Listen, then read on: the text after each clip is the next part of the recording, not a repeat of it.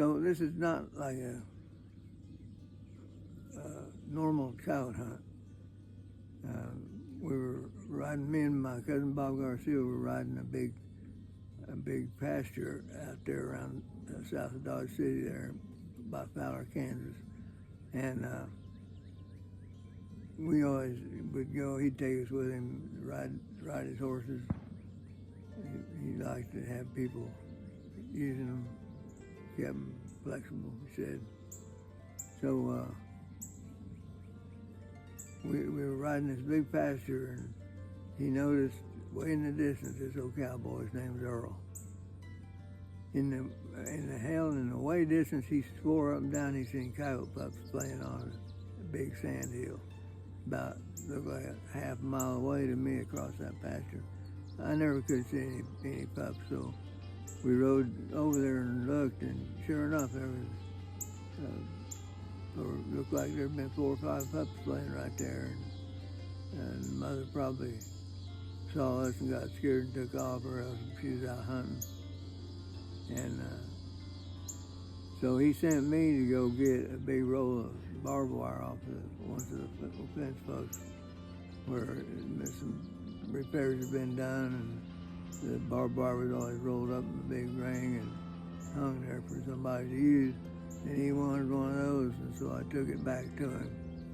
And he proceeded to have me and my cousin help him twist this big long roll of barbed wire into about a 15-foot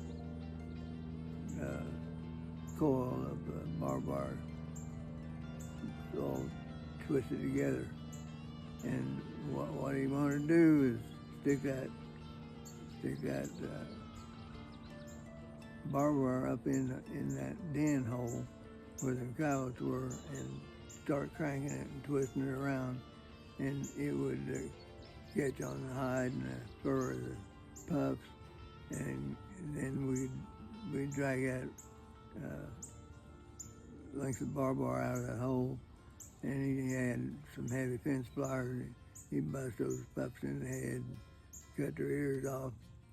In them days, a coyote's ears were worth $2.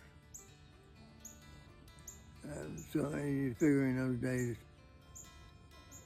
my wage per hour was about $2. So you can see why it was fairly good money to collect coyote ears and sell them to the county, because coyotes were causing problems with the ranchers trying to raise calves, and you got coyotes sneaking around trying to run off with them.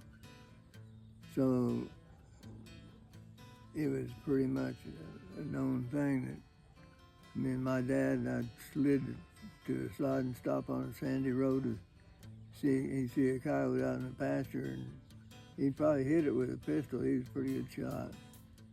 But yeah, he'd bring home a little bit of bacon with an old coyote, a pair of coyote ears.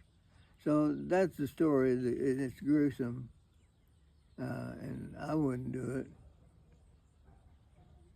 But that just goes to show how different things are for people than it was then.